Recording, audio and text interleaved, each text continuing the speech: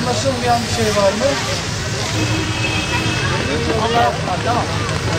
Biliyorsunuz geçtiğimiz Ramazan ayında her Ramazan olduğu gibi işgalci İsrail Devleti Filistin'deki sivil insanlara, genç, çoluk, çocuk, kadın, erkek demeden, yaşlı demeden sivil insanlara en ağır bombardımanlarla saldırı düzenledi.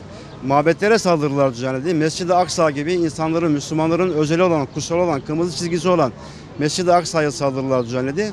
Bunun karşılığında tabii ki Filistinli bütün insanlar, yani kadını, erkeği, çoluğu, çocuğu, herkes bu saldırganlığa karşı en doğal, en mübarek tepkilerini dile getirdiler. Filistin'deki bütün gruplar bir oldular ve İsrail için yüz kızartıcı olan, utanç verici bir yenilgiyle İsrail böyle bir şeyle karşılaştı.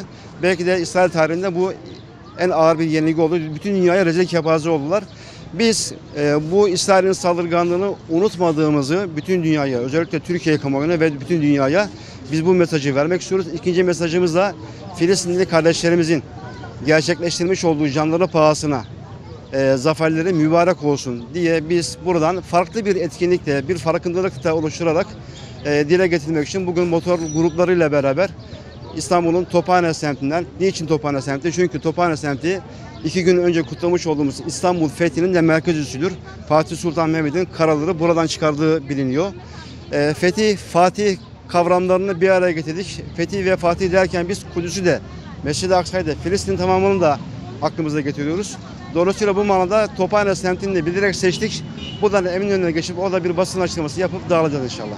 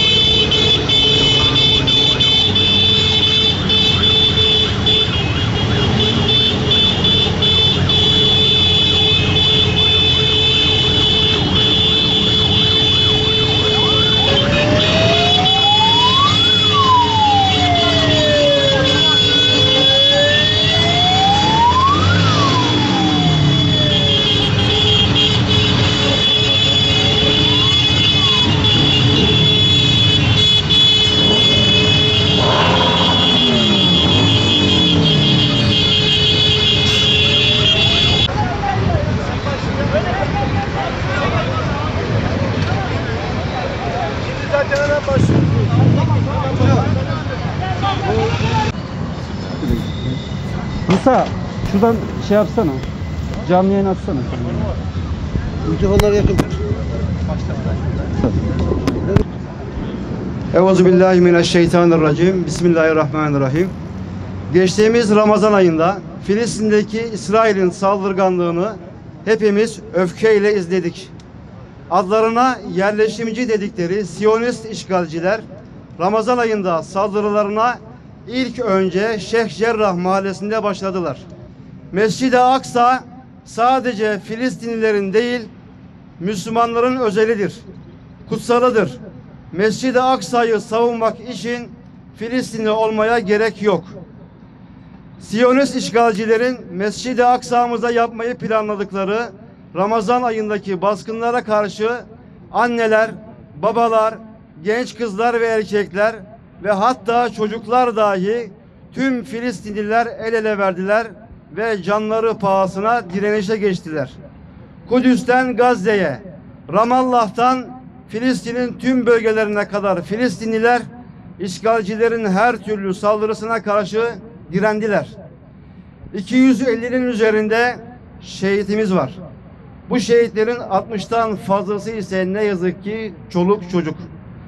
Basın yayın aracılığıyla ve özellikle de sosyal medya aracılığıyla yaşananların birçoğuna üzülerek, öfke duyarak, lanet ederek şahit olduk.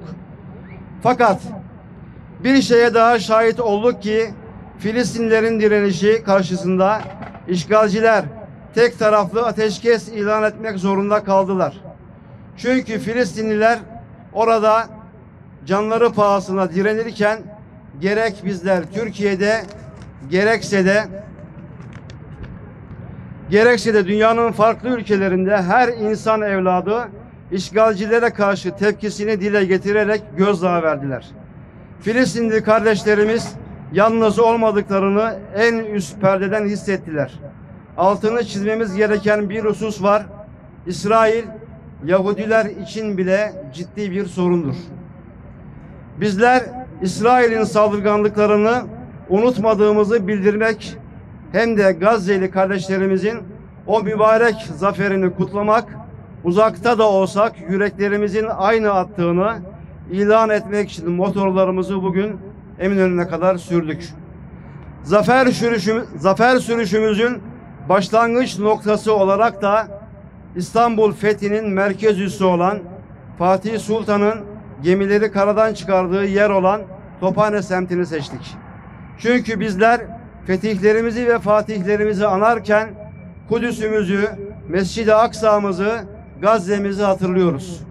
Son olarak bugün aynı zamanda bundan 11 yıl önce Gazze'nin özgürlüğü için yola çıkan Mavi Marmara gemimizde İsrailli haydutların katliam yaptıkları günün de yıl dönümüdür. O gemide şehadete kavuşan 10 canımıza rahmet, yakınlarına sabır diliyoruz. Gazi olmuş kardeşlerimize ise ki aramızda bulunanlar var, ne mutlu sizlere diyoruz. Bugün iki tekerini Filistin için çeviren tüm sürücü kardeşlerimize ayrı ayrı dua ediyoruz. İstanbul'dan içerisinde Mescid-i Aksa'mızı barındıran Filistin'in tüm yürekli insanlarına, gençlerine, çocuklarına, annelerimize ve babalarımıza selam ediyoruz. Allahu Ekber!